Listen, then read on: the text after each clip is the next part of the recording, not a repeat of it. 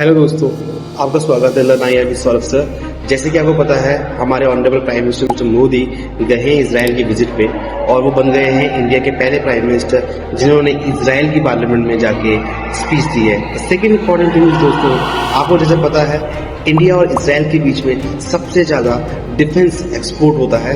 Israel का 34 से लेकर 38% जो डिफेंस एक्सपोर्ट है वो इंडिया एक्सेप्ट करता है और इंडिया सबसे ज्यादा इसराइल को रिफाइंड क्रूड ऑयल सप्लाई करता है। जैसे कि आप इस इमेजेस में देख सकते हैं दोस्तों, ये ट्रेंड में देख सकते हैं refined products made from the crude oil. The first and the second is diamond.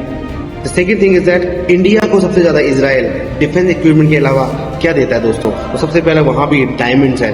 It's not a polish diamond. Israel raw diamond India को देता है। इंडिया दुनिया के 90% डायमंड्स को पॉलिश करके सूरत से दुनिया को एक्सपोर्ट करता है। जैसे कि चाइना का रेयर अर्थ में अपना एक डोमिनेंस है, तो हमारा डायमंड पॉलिशिंग में एक अपना डोमिनेंस है। तो सेकंड थिंग इज दैट दोस्तों, हमारा इसराइल के साथ पूरी तरह से बायलैटरल ट्रेड कितने का है, तो दोस्तों को बता दूं 2021-22 के बाद हमारा $7.8 बिलियन का ट्रेड था इसराइल के साथ। अब जाके हमारा उनके साथ बायलैटरल ट्रेड बढ़ गया है 3.6%। तो कहीं ना कहीं Israel is severely hit by the Israel and Gaza war, जिसकी वजह से हमारा उनके साथ ट्रेड डिस्टर्ब हुआ है। पर आपको बताना चाहता हूँ 2022-23 में हमने सबसे ज्यादा उनके साथ अभी तक का ट्रेड किया है इसराइल के साथ, जो वो है $10.7 बिलियन। अभी घट के 3.6% हो चुका है। बट दोस्तों सबसे बड़ी पिक्चर इसमें है डिफेंस एक्सपोर्ट की, जो इसराइल हमको करता है। तो आपको बता रहा हूं दोस्तों, सब अभी 2024 में हमारा अकॉर्डिंग टू सिपरी हमारा इसराइल के साथ डिफेंस इंपोर्ट है 30.2%, जो इसराइल का दोस्तों 38% है। और हमारा हाईएस्ट गया था 2017 में, जब हमने किया था इसराइल के साथ मोर देन $45 बिलियन का ट्रेड दोस्तों, और लोएस्ट हमारा 2007 में था।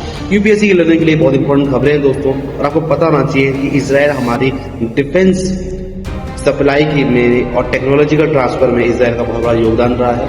हमारा स्टैंड पहले पैलेस्टीन के साथ भी रहा है, पर कहीं ना कहीं इंडिया ने जब एब्सटेन किया यूनाइटेड नेशन में, और बाद में इंडिया ने इसराइल के रिलेशन के लिए इसराइल में जो ह्यूमैनिटेरियन क्राइसिस हुई है गजा में, उसके लिए इंडिया ने इसे कंडेम भी किया था। तो कहीं ना कहीं हमारा एक पॉलिसी है जिसे कहते हैं डीहाइफिनेशन, जिसमें कंट्रीज क्या करती हैं, कंट्रीज दोनों एनिमी कंट्रीज के साथ बैलेंस बनाने की कोशिश करती है। Is the dehyphenation policy of India in terms of India and relationship with the Palestine. Thank you so much दोस्तों।